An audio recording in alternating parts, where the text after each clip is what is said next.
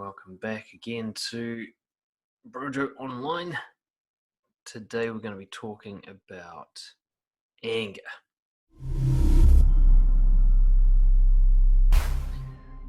This come up because we noticed, especially in the Facebook group and a few real life conversations that we've been having, that a lot of guys, and this is typical especially for nice guy syndrome, have problems with anger. They have problems with identifying it. They have problems for expressing it. They have problems with what happens when it does come out. And they have problems that they don't realize are linked to anger. Things like depression or massive self-loathing. So we realized, anger itself is one of the emotions we need to address. It's a weird emotion socially. It's one of those emotions in certain cultures. It's about the only emotion a man's allowed to have, to be a man. And yet when he does express anger, he's then told off for doing too much of it. So there's often a mixture of validation and shame attached to anger. You're allowed to be angry, but you're not allowed to be angry. You're not allowed to be any of the emotions but angry. Or when you're too angry, then you're too angry. It's a fucking mess out there. And it leads guys to be really repressed with anger, myself included. I really struggled with anger probably more than any other emotion, I think. Embarrassment, that feeling you get when you know you've disappointed someone, those were hard to deal with for me too. But if I look back, I think anger was the worst one. But also it was the emotion that, once I healed my shame with it, I realized that I'd been missing out a lot because I was repressed with that emotion. So my life is, the benefits that I've had from coming to terms with anger are the most measurable out of any of my emotions. I've come to terms with a lot of emotions that I had shame around, sadness, for example. I'm still working on some others like stress. But yeah, anger was a source of so much goodness that I'd been missing out on for so much of my life, particularly in the sense of masculinity. Without anger, it's very hard to live by masculine values, especially things like assertiveness, being able to respect yourself in the face of resistance, setting boundaries, those kinds of things. So that's what we'll be talking about today. We're going to talk about anger. I want you to kind of free your mind, to let go of what you think anger is, or be prepared to let that go, and to bring on a new frame, a new belief around what anger is, what it can or can't do in your life, and basically how to use it properly. So let's have a start by having a look. What is anger? Now, Henry, I can see you on the line there. If you have any thoughts, chuck them in the chat box there around what you think of when the term anger is brought up. Let me start with how I think anger is often perceived, or at least how people who are ashamed of anger perceive it, and how they believe others perceive it. One of the main ones is weakness, ironically. So a lot of people have been raised to believe that if you've got anger, then it indicates some sort of mental weakness, that you've somehow shown that you cannot handle life in some way, that anger, like a child throwing a tantrum in the supermarket, we get raised to believe that our anger is no different to that. That anytime we feel anger, it's like a sign of failure, that we have lost in the situation. Anger is the frustrated consequence of that loss. So quite often people perceive just feeling anger as having failed in some way, especially if you're talking about like a confrontation. If you get enraged or outraged during a confrontation, not only do others perceive you to have lost the battle, but you perceive yourself to have failed. That's often how it's perceived. Rage. quite often people believe that anger and rage are the same thing. So they see somebody who, so for example, somebody who's violent or sexually abusive as a result of anger, or they believe it's a result of anger.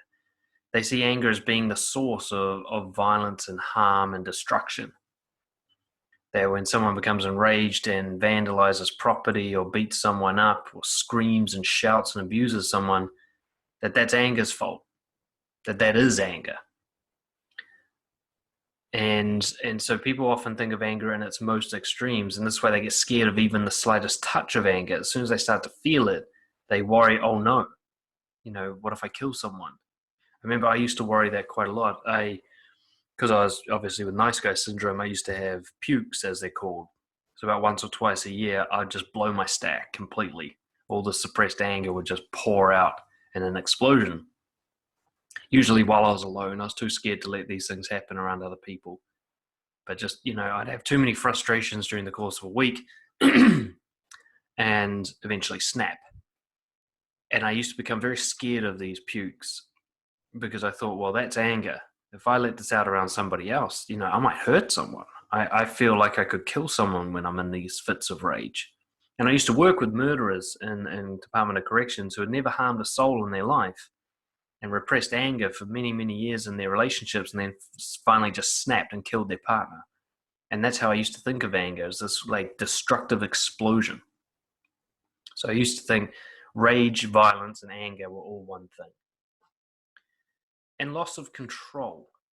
People often think that anger is a sign that you've somehow mentally lost control. That you're childlike, you're throwing a tantrum, you're no longer stable emotionally. So this is, and there may be others, but this is often where people who are ashamed of anger, this is their beliefs around it. That it's weak, it's rageful and violent, and it's a loss of control. What's interesting is when you actually look again at these descriptions, you'll find that they are a description of behavior, not emotion. And we'll get to that in a second. Henry says, is there any correlation between anger and fear in a deep level?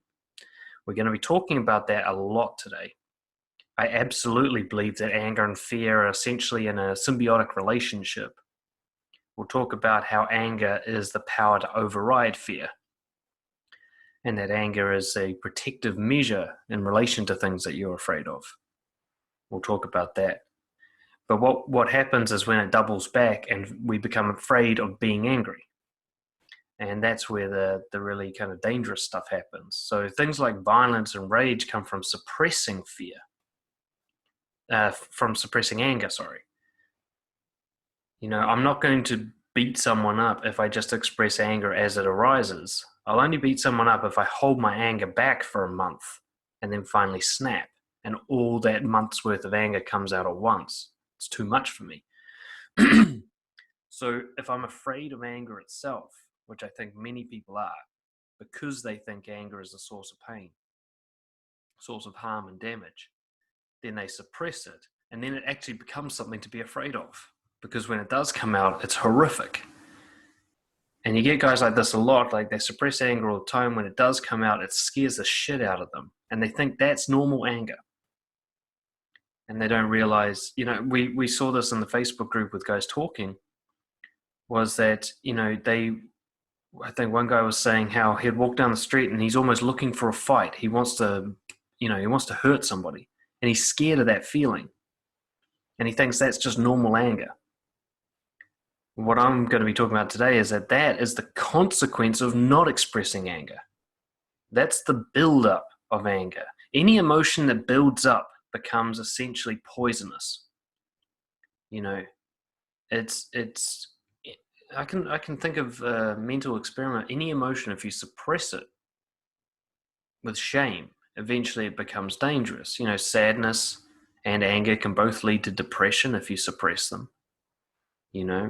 Fear, if it's suppressed, can lead to chronic anxiety. There's a lot of things that, a lot of emotions, if you don't let them out when they come up, they get stored and they kind of rot. They have a use by date, emotions. You have to release them very quickly after they arise, or otherwise they start kind of going off and they start to decompose, but they don't go away. They just turn into something else. Violence, anger turns into violence and rage. Sadness can turn into depression. Fear can turn into chronic anxiety, panic attacks. This is what you often find. I work with, say, a lot of people who have panic attacks, and I can always find huge amounts of dishonesty about fear. So the reason they have panic attacks, it's pretty reasonable to assume, is because they're not expressing fear when it comes up, and it builds. And the same with anger. Anger and fear together create a really kind of toxic soup if they're not released appropriately. And today we're going to be talking about releasing it appropriately. So fear is actually a trigger for anger, but then anger can be a trigger for fear if you're ashamed of it, and it goes backwards and it loops on itself. So you just go afraid, angry, never releasing anything. I want to set a precedent with you guys. I want to talk about a new way to look at anger. Especially, I want you to let go of the idea that it's bad or wrong, that anger is somehow failure, that it's an emotional weakness, that somehow a fully enlightened great person would never experience anger, that confidence and anger don't go together. I want you to let go of all of those ideas. There's a term that I give to anger that helped me with this. I stopped calling it bad or wrong or failure, and I started calling it the dark emotion. I think of it kind of like if I have an army, my emotions are a team, like an army, then anger is my assassin. The rest of the team's a little bit scared of him because he's very powerful and he's very dangerous, but he's also one of the most productive, one of those most productive emotions. You need anger to protect the rest of the team. It's a dark horse, but an absolutely necessary one. And that's one of the things I want to help you reframe anger from this thing that does destruction in your life through to this kind of protective, dark, powerful force. Think of anger as the thing that's going to help you fight off a lion. It's the thing that's going to help you protect your family when somebody breaks into the house. It's the thing that's going to override a fear that's become restrictive. Fear can be very helpful. Fear can stop you from crossing the road when there's too many cars. But once you're already on the road and a car's coming, fear is no longer helpful. Fear will freeze you. Whereas anger will make you jump. Anger will get you out of the way of that car. Anger is this powerful heat, this absolute rush of adrenaline and warmth, and literally is heat that warms up all your muscles. Anger can give you a warm up like 15 minutes at the gym. It can make you instantly hot enough to deal with anything, all muscles engaged. And you can see the difference between, say, like if someone gets into a bar fight, the person who gets scared more than they get angry is going to get their ass kicked. But the person who goes from scared to angry can usually fight their way out of it. And that's what I want you to think of. If you suppress anger, then there's nothing to override fear when an override is required. None of the other emotions override fear. They all have to wait for fear to finish. It's only anger that can turn fear off and replace it with passion and heat and power and motivation. But if you spend a whole lifetime suppressing anger because you're afraid of it, then you'll be missing out on power, you'll be missing out on masculinity, missing out on passion, missing out on heat, missing out on courage. Those are all states that are propelled by anger. And that's what I noticed most in my own life is when I looked at what was missing from my life, it was all things that required anger. I was missing passion in my job, right? That's an angry emotion. Passion isn't happiness. Passion is drive. Passion isn't pleasure. It's heat. I was missing assertiveness, boundary setting. I'd never stood up for myself. I never went for what I wanted. I didn't say what I really thought because I was too afraid. I didn't have an override that required like, nah, fuck it, you need to say this. I didn't have that, nah, fuck it, do it. I didn't have that click that was so needed in so many situations that if I didn't have it, I missed out. And I could see that I missed out. I missed out on dates. I missed out on job opportunities. I missed out on stopping a bully. I missed out on setting boundaries with people that would have made the relationship a lot healthier in the future. I missed out on taking a risk and going for what I wanted because I didn't have that click that went, nah, fuck it, do it. You better fucking do it. That kind of inner coach, that aggressive like drill sergeant say, cut your bullshit, get on with it. I'm not saying fear is unhelpful always, but there comes a time where fear is just doing its job and it's not actually helping anymore. It's just stopping you from doing something that's even more beneficial but scary. Coming back to Henry's question before, for me, that is the main link that most people miss out on, is if you don't have anger, then fear rules you completely. If you can't express anger. But what will happen is because fear rules you, you'll get so many frustrations built up around missed opportunities. God, I should have asked her out. I should have told my boss to go fuck himself. I should have done this. I should have done that. A year's worth of that and you snap. Then anger comes out. But it's a year's worth of anger that's been rotting on the shelf. It's sick anger. It's rage and depression and loathing and hatred. Not fresh, bright, pure anger, which is just heat and power. It's old, weary, sick, fucked up anger. And when that comes out, it's so terrifying that you never want to see it again. And so you start suppressing anger again. And you get stuck in this loop where anger's getting the blame for your fucked up behavior. But it was the suppression of anger that caused the fucked up behavior. And that's the loop we get trapped in with anger. Henry's got a question here. Dated BPD, bipolar disorder? No, bipolar or borderline personality? She said she had a fear of a borderline, right? She had a fear of abandonment, but she often got mad for no reason and she pushed me away. Why do you think that is? Okay, yeah. Borderline and fear of abandonment, it's more of a personality thing here. So one of the things around borderline is this constant fear and certainty that nobody actually will ever like you. And quite often they will push people away or cause dramas with people as a way of self-protection. So if I keep you at a distance, you can't hurt me. You can't abandon me. You can't get deep enough to hurt me. But also quite often borderlines are just, especially if they haven't received proper treatment, like dialectical behavioral therapy, they just have a compulsion to cause drama. They can't stop themselves. It's a way of kind of showing themselves that they have an impact on the world, kind of fucked up way. Like if they cause a drama, they can see, I matter. I have an influence. And pushing people away, teasing people, playing mind games. This is all very common for borderlines. Getting mad for no reason. It could be that she genuinely was angry, or it could be part of a kind of performance to play mind games. What I would say is trying to have a relationship with a borderline, it's not impossible, but it's one of the most difficult relationships a person could ever have. Of all the kind of personality types and disorders there are out there, even psychopaths have a better time connecting with people often than borderlines do. Okay, doesn't mean it's impossible for them, but they have to get treatment and training and support. It's like working with something that is the opposite of warm social connection. They have a compulsion that does the opposite. So, yeah, it's worth researching, by the way. If you ever get into a situation with a borderline, it can absolutely rule your life. You'll just become obsessed with a person. You don't know why. They're not even that great.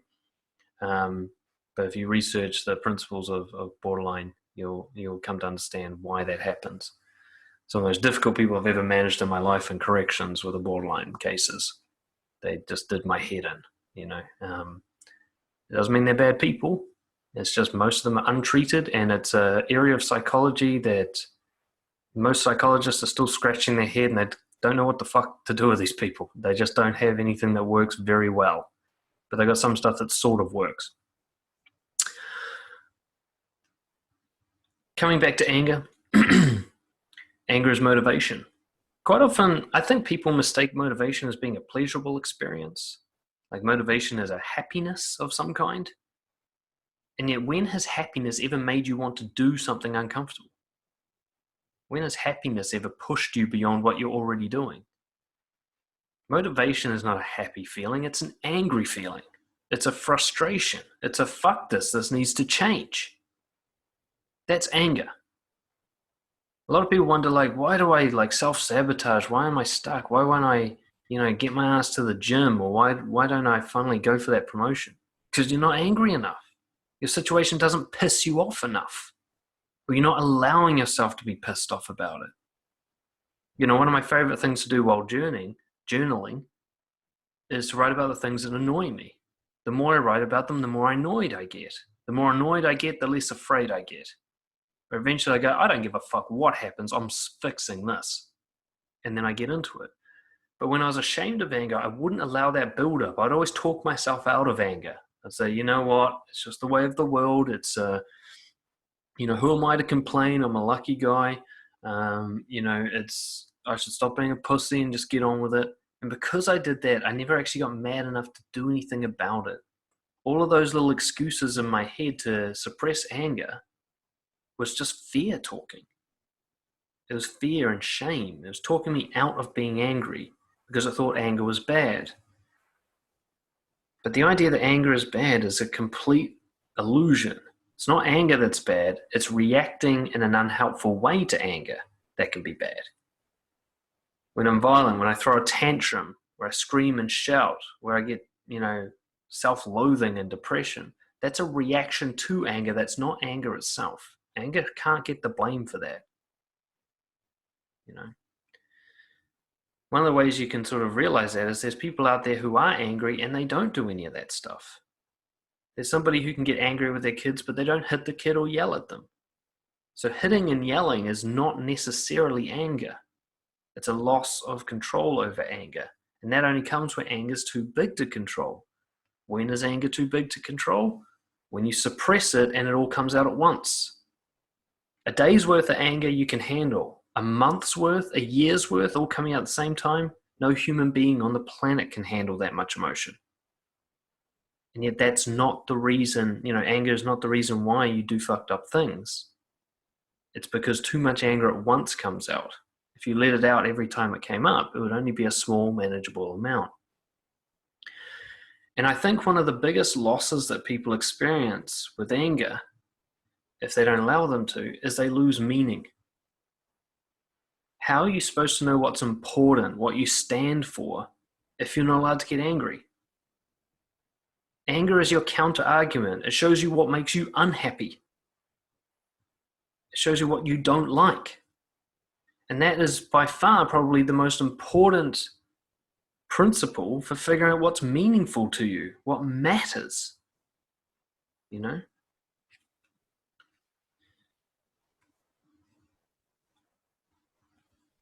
So many of the guys I talk to, especially nice guys, the biggest tragedy of being a nice guy is one day you kind of wake up and you go, who the fuck am I? What am I doing with my life? Like, why do I even exist? It's this really existential, very painful feeling. So what's the point of all this? Now, you're only going to have that question if you don't have anger. Anger always tells you what the point is. Anger always says, fuck that shit. None of that. Stop that. Hate that. That gives you your boundaries. It's like, if I don't like that stuff, then everything that remains is what's meaningful to me. If someone attacks my family and that makes me mad, that means my family is meaningful to me. It tells me what's meaningful. If my boss disrespects me and I get heat in my chest, it tells me that self-respect is meaningful to me. But if I've suppressed that emotion, I lose track of what I care about. And that's a real common complaint around nice guys and others who suppress anger is they don't really know what they stand for. They don't feel passionate about anything. They might have some principles, but they've just taken it from others. They don't have something that they really stand up for because they believe it, And I'm telling you, anger is what's missing. Healthy anger. One of the biggest things that changed in my life is when I started letting anger come out, which we'll talk about near the end, how to do that, is suddenly it became very clear to me what I care about. And that was such, oh, fuck, that felt so good. Like, now life has meaning. I know what I care about now. I know what I hate. I know what I love. I know the difference between those two now. When I get into an argument with someone, I know what position I'm taking. I'm not just like, oh yeah, I can see both sides of the story, you know, everybody's right, there's no such thing as truth. I didn't have that anymore, that nice guy bullshit. I was like, you know what, you're wrong and you're right. And that's very clear to me because what you say pisses me off and what you say doesn't piss me off. So I know who I agree with here. Anger helped me with that, you know. Another thing from Henry. Triggered listening to the podcast about the dark truth of pickup. Yeah, pickup's got a lot of stuff to do with anger involved. Took away my belief. It seems anger came from feeling lost, not fear, not frustration. What are your thoughts? I mean, anger is a lot of what brings people into pickup.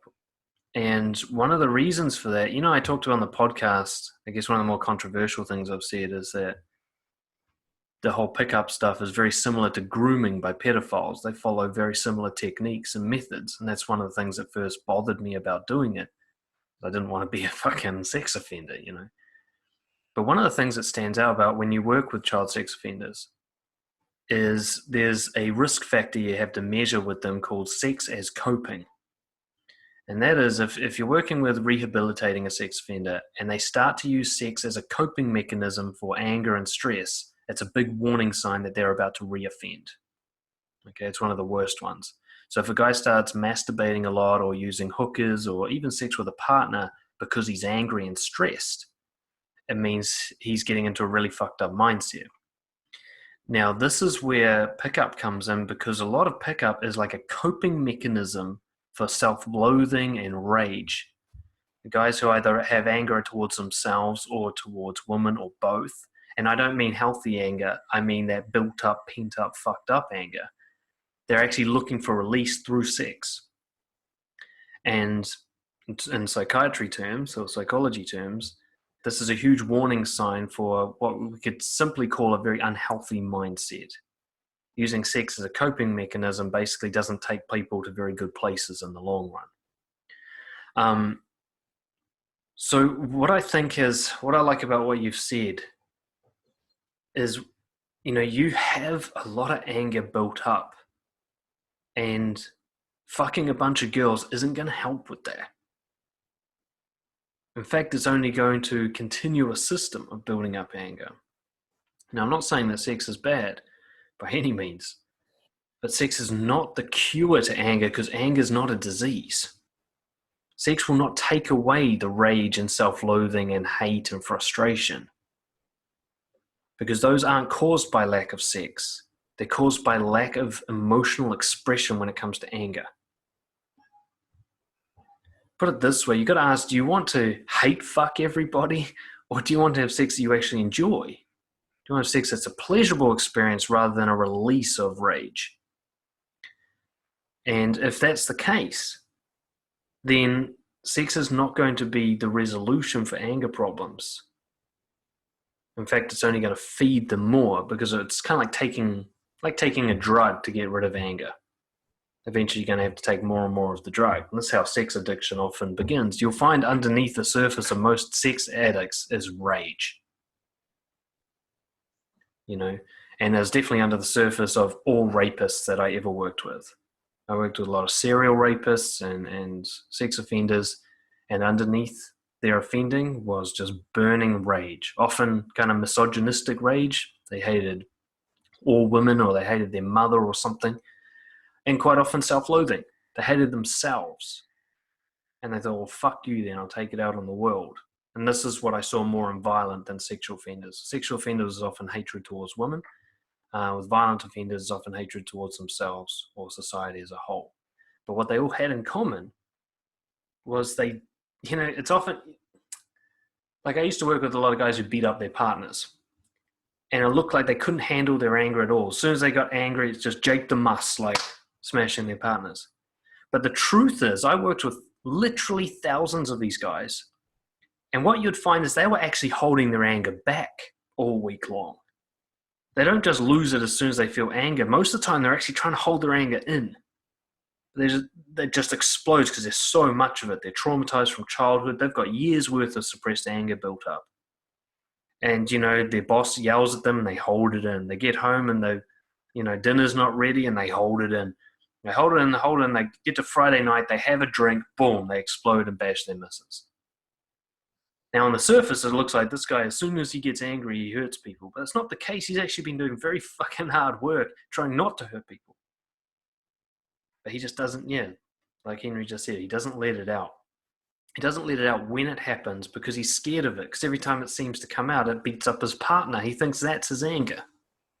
You get the same thing with rapists and sex offenders. When they finally lose their shit, they go and do a horrific thing that gives them 8 years in jail. They become very scared of getting angry again. The last time I got angry, I raped four girls. I can never get angry again. And the suppression begins. They don't realize, and this is what most of the therapy is about for sex offenders, let it out. Not just anger, but all the emotions that they're uncomfortable with. Anxiety, fear, sadness, disgust. Because they don't let that stuff out, it sits and it rots. And then when it comes out, it's something horrific.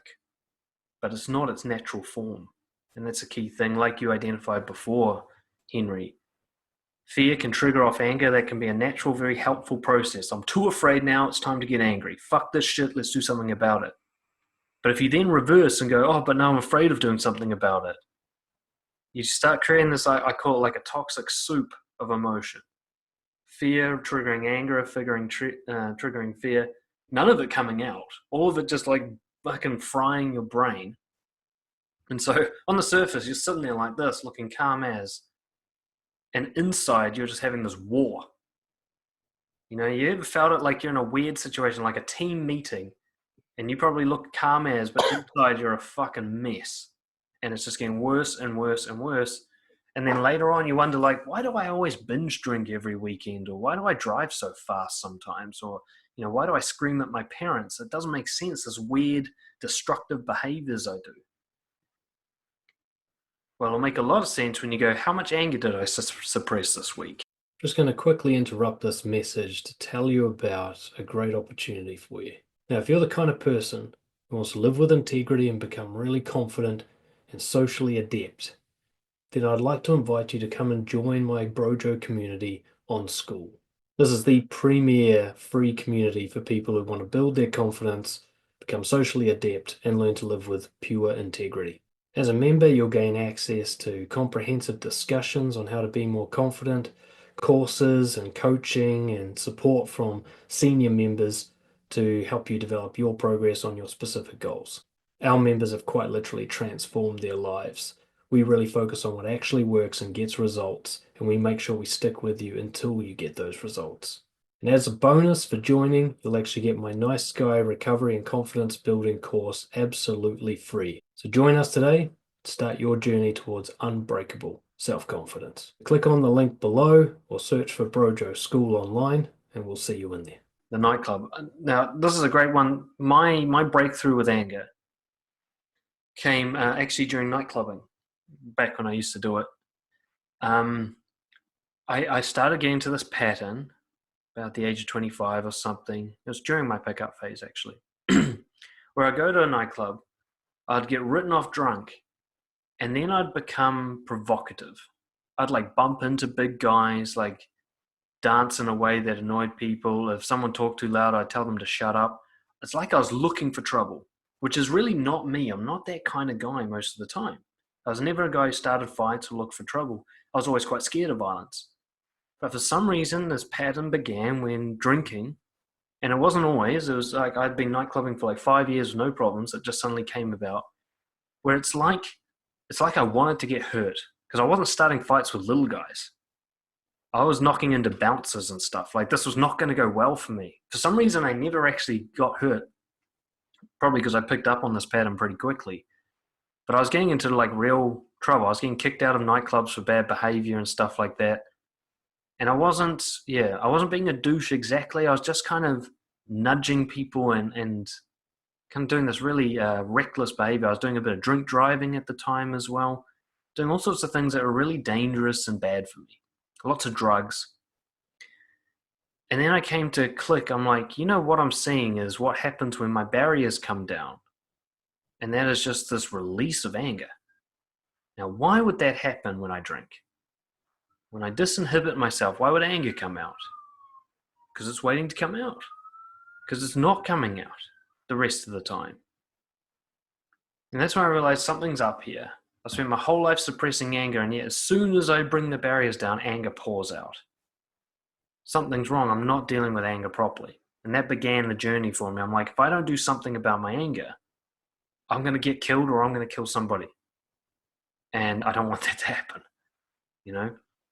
What I didn't it took me a much longer time to realize was that there was no cure to anger.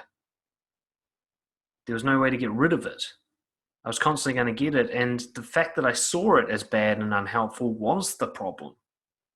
Anger itself was fine. It was the way I viewed anger that was hurting me.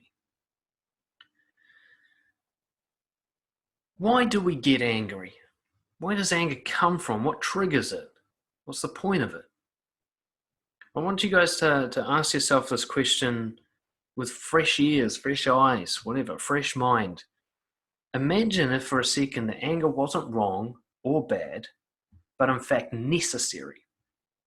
That anger was, like all emotions, totally helpful, totally necessary, and required for a richer, meaningful life.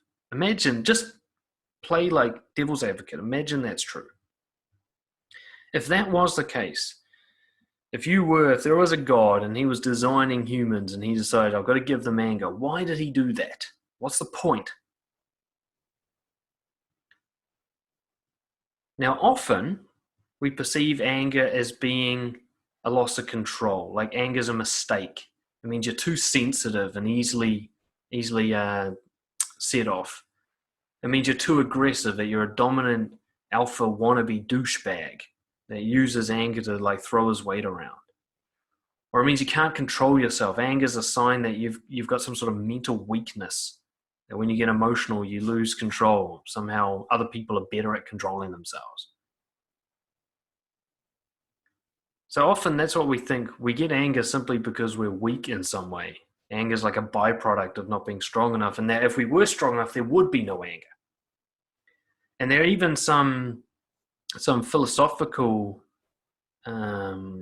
schools that seem to promote this idea. One of the things I used to have a problem with Stoicism, for example, was I constantly talked about anger as if it was wrong, a mistake, something bad. Same with Buddhism. Anger is something you've got to let go of and dissolve, detach from. There's constantly this theme that anger is like some sort of evolutionary fuck up. That when it comes, you just have to kind of get rid of it. It's like some waste product. There's so many, especially the more spiritual types, those really sort of douchey types. They'll talk about anger being some sort of failure. Like if you're angry, you're unenlightened.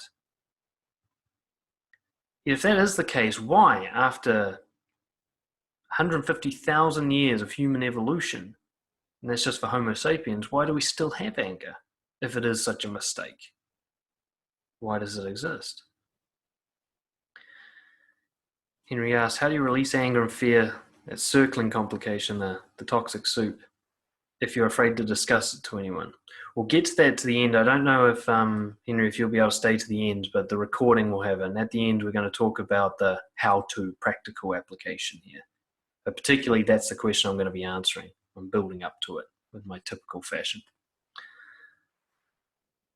Let's look at anger in a different way. Let's imagine that you've always been wrong about anger, and that a lot of people are wrong about anger. That anger isn't bad. That anger isn't a mistake. That anger is actually a helpful, necessary, very purposeful emotional state designed for specific tasks. Let's have a look at some of those. Courage. Anger is the override for fear. When fear is being too restrictive, anger steps in. Fear is what keeps you backing away from the lion so that you don't get attacked. But when the lion attacks, anger is what kicks in to give you a fighting chance because fear is no longer going to help. You know, fear is what keeps you careful at the party so that you don't set off the big drunken douchebag. But once he's set off and it's too late, anger kicks in to give you a fighting chance. Fear is what keeps you in a respectful kind of diplomacy with your boss. That you don't say every raging thought that comes into your head and throw your job down the toilet. But anger is what kicks in when your boss crosses the line and starts bullying you. Anger is there to override fear when fear is no longer being helpful. Really, when you think about it, what other emotion overrides fear? There are plenty that do, in a sense, like you can override fear with acceptance. But acceptance won't set boundaries with your boss. Acceptance won't protect you from the lion or the douchebag at the bar. Acceptance will just make you lie there and take it, which doesn't help you in the long run. The idea that you have to just accept everything that pisses you off is an illusion. If you did that, you would die very quickly. You'd get eaten alive by this world. In real world times, if you were just sitting there going, you know what, everything is all good all the time, you're going to get shit on every day. And you better believe that no matter how enlightened and spiritual you are, that's going to build up and you're going to lose your shit. You know? People wonder why these cult leaders that lead these spiritual cults end up becoming pedophiles. So, courage is absolutely an angry sensation. Cool. Henry, you're off now? Yep, I'll send you the link for the recording, mate. Thanks for joining in. Enjoy your zook. It also identifies boundaries. Anger is what tells you what you like and what you don't like. What the threats are, what the problems in your life are. That heat you get when you notice something, that frustration, annoyance, whatever you want to call it, it's all anger. And it's all saying, you know what, I don't like this. Like we mentioned before, that also gives you a pretty good idea of what you do like, because it's the opposite of what you don't, isn't it? Most of the time. It's funny, one thing I've noticed, and this just anecdotally, the angriest people in my world, the people who are kind of constantly angry, are very unlikely to say that I don't know what the meaning of life is. Interesting. Whereas the most quietest and kind of non-controversial people are often filled with existential dread. They don't know why they're here. Anger, it's like something to fight. If you have an enemy, being a soldier makes sense to you. If you don't, being a soldier seems like a waste of time. So it's the idea that anger identifies your boundaries of what you like, don't like, what's a threat to you, what problems you want to fix. It identifies all problems, but from that you'll be able to figure out which ones you want to fix and which ones you can fix, and that will give you meaning of life. I mean, essentially, I believe the meaning of life is just finding better problems to fix. Anger tells you what the problems are. Anger also identifies long-term unresolved issues, trauma. If there's something that constantly makes you angry, even though on paper it doesn't make sense to get angry about it, like a traffic jam, or somebody behaving in a feminine way, or somebody disagreeing with you, if these things really set you off, make you lose your shit, anger's telling you you've got some unresolved issues. Anger's telling you to go see a coach or a therapist. Anger's telling you that you've got some shit that you're still stuck in childhood in your mind, and you need to get that sorted. So anger is the drive for values of respect, courage, determination, and responsibility. Anger makes you set boundaries, stand up for what you believe in, respect yourself, fix the problems you can be fixed, that's responsibility, get through the hard times by being pissed off that they're hard. Anger does all of that, and without anger, you don't do those things. Without anger, your boundaries get shit on. Threats grow, problems accumulate. Life gets stagnant because you're not moving forward. Now, what struggles do we have with anger? Well, we get unsure on how to express it. Because we're ashamed of it, we're not sure how to get it out. because by the time we go to get it out, it's usually built up and it's complicated. We're not even sure what we're angry about anymore because we're angry about 60 different things over time. So we get scared of expressing it, we get scared of its power, and we suppress it. And when we suppress it, we're either going to get a destructive release of anger, an explosion or a puke, or we're going to get an implosion, self-loathing, self-harm, depression, suicide. We believe that anger is associated with all this pain and suffering, but it's the repression of anger that causes all that pain and suffering. Normal anger helps you out if you just let it. But there's a lot of shaming of anger that we need to acknowledge in public. We're judged by others. They try to calm us down. As soon as you show anger, people are like, it's all right, just relax, as if you've done something wrong just by feeling it. One of the things you'll need to understand is that for you to be able to express anger properly, you're going to be surrounded by people who are also ashamed of anger, and they're just wrong. You can't listen to them. They might be able to give you feedback on whether your expression of anger is healthy, whether it's helpful, whether it's causing harm and destruction or not, but they cannot give you feedback on whether or not you should feel anger. They will, though. They'll tell you so often, calm down, relax, it's not a big deal, don't get your knickers in a twist, all right, mate, take it easy. All they're really saying is, I'm ashamed of anger, please don't do it in front of me.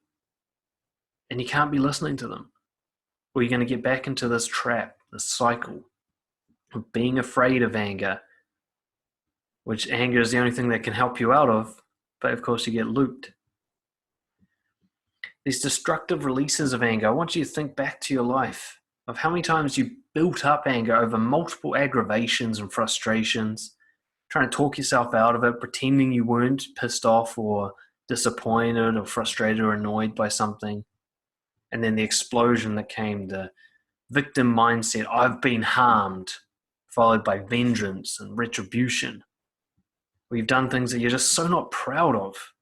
Where you've hurt people intentionally, even though you tell yourself, I'd never hurt someone. Violence, assault, damaging property, hurting people that you love. Or internal abuse, self-harm, like drug abuse. Feelings of depression, anxiety, self-loathing. Depriving yourself of good things as a punishment. That's all repressed anger.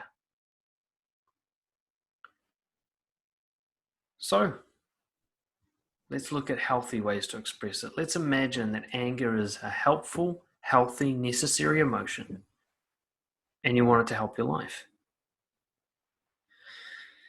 It can be a long, slow journey for some people. It was for me, certainly. To this day, I'm still doing pieces of work on anger for myself. But it can start simply. First off, I think the first exercise I'd give you guys to do is to write down a complete brainstorm as much as you can think of. How do you know when you're angry? What are the warning signs? What are the symptoms? I don't want to say symptoms because it's like an illness. But what are the kind of things that you see in yourself in terms of feelings, thoughts, even behavior that tell you that you're angry?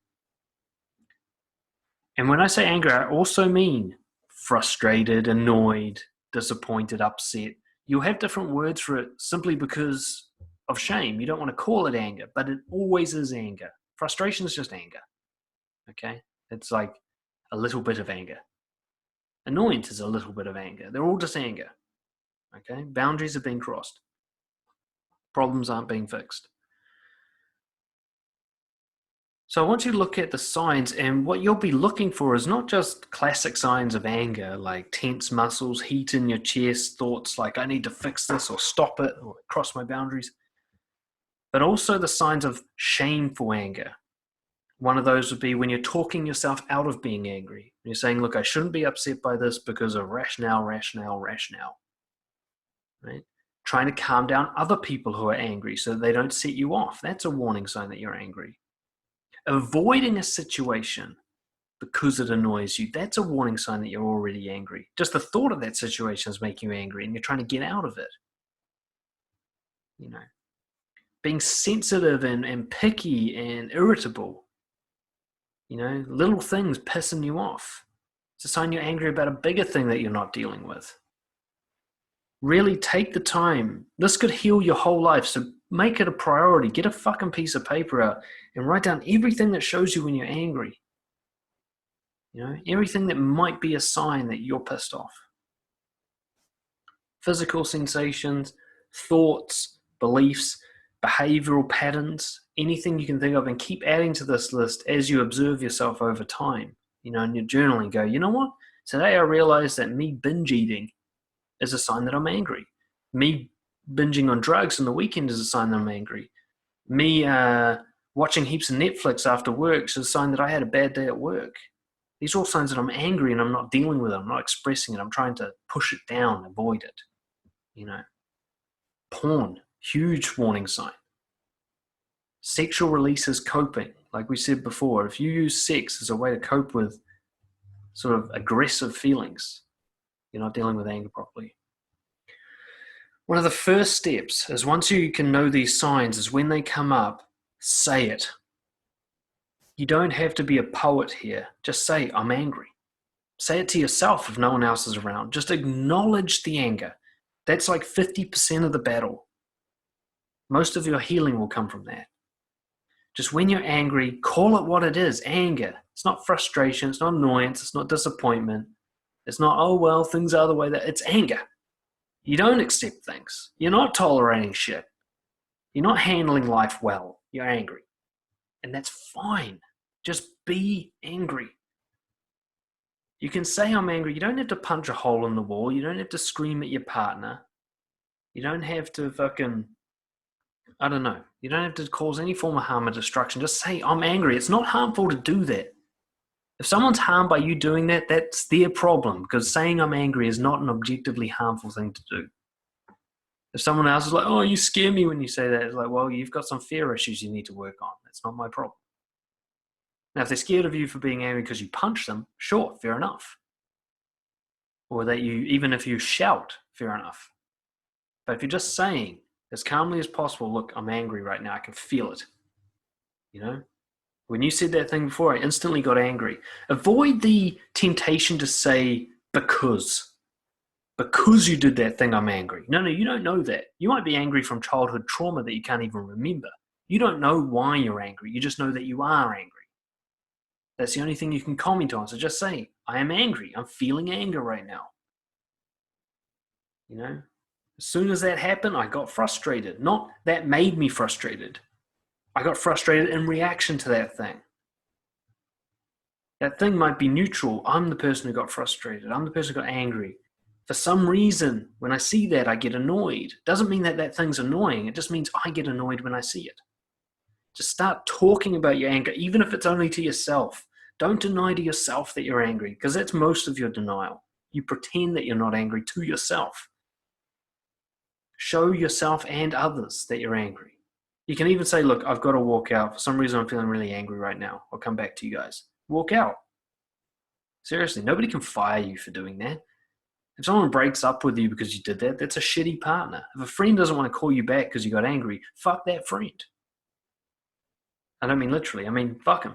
They're no longer in your life. Let anger exist. That will do most of the healing work in terms of stopping you from suppressing and building up. Seriously, if that's all you did, just said, I am angry, at least you're not going to have these pukes and depression and panic attacks anymore, right?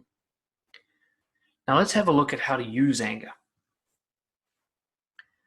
Anger is for courage, passion, determination, responsibility.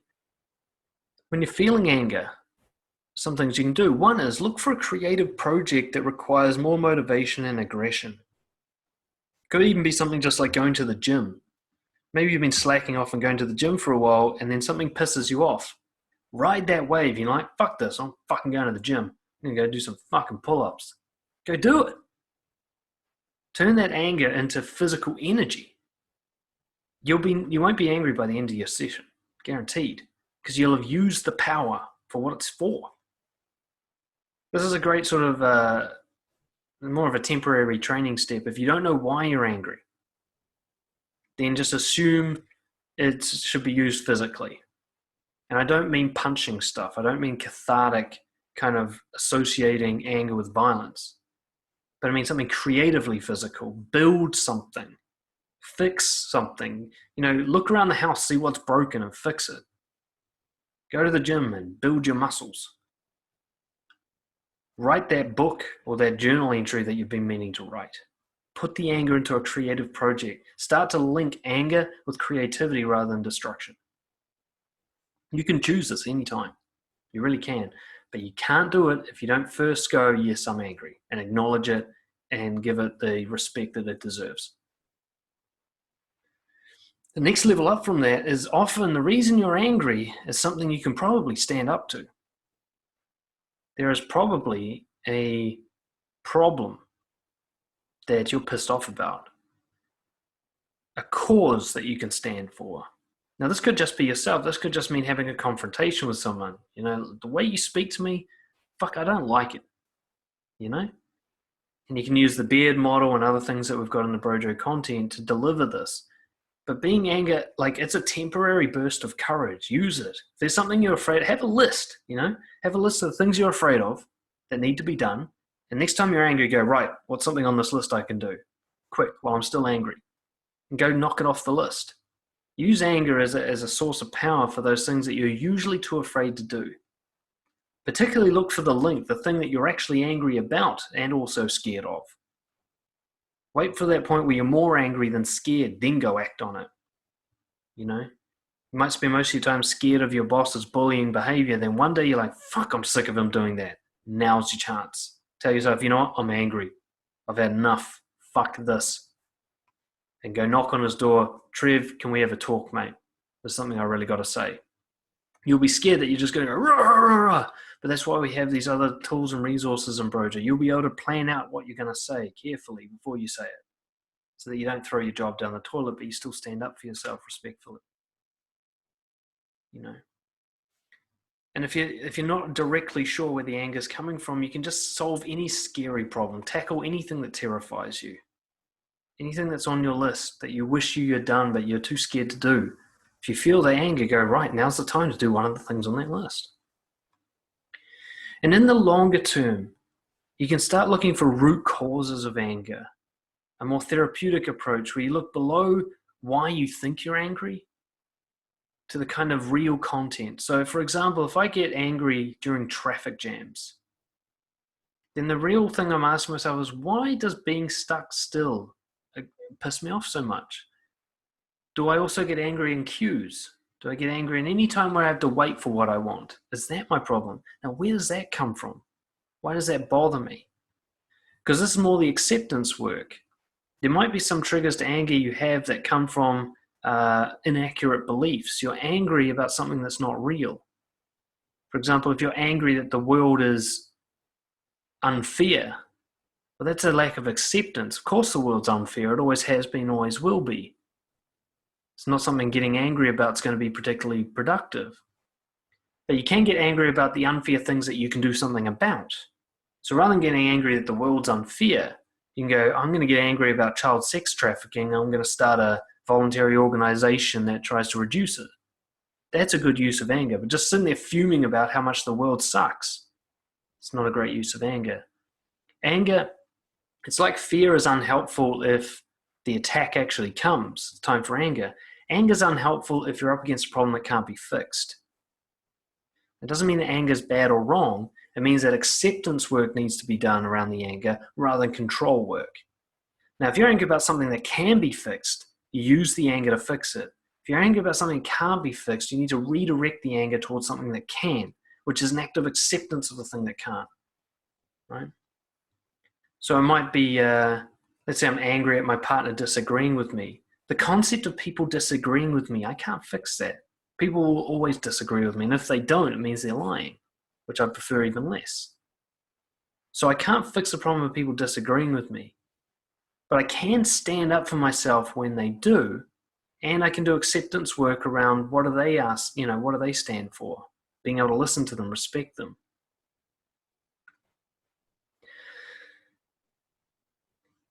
ultimately, it's very simple. You have to express it, and you have to express it simply, cleanly, purely, without sugarcoating, without moderating it, without trying to make it more palatable to other people. You can say things like, look, I'm angry. I don't want you to do anything about it. Don't tell me to relax. Don't try and help me. This isn't a problem. I'm actually trying to come to terms with my anger. So just let me be. I'll join you in a minute. Start leading the way. If other people try to shut your anger down, shut them down. Use the anger while it's there, saying, look, don't shame my anger, or words to that effect. So look, I need to be angry right now. It's not your problem. You don't need to fix it. I know you're not comfortable with anger. That's fine. Go hang out in the lunchroom. Come back when I'm all right. You know? Look, the main point I wanted to get across today is that anger is not bad or wrong. It's necessary. It's very helpful.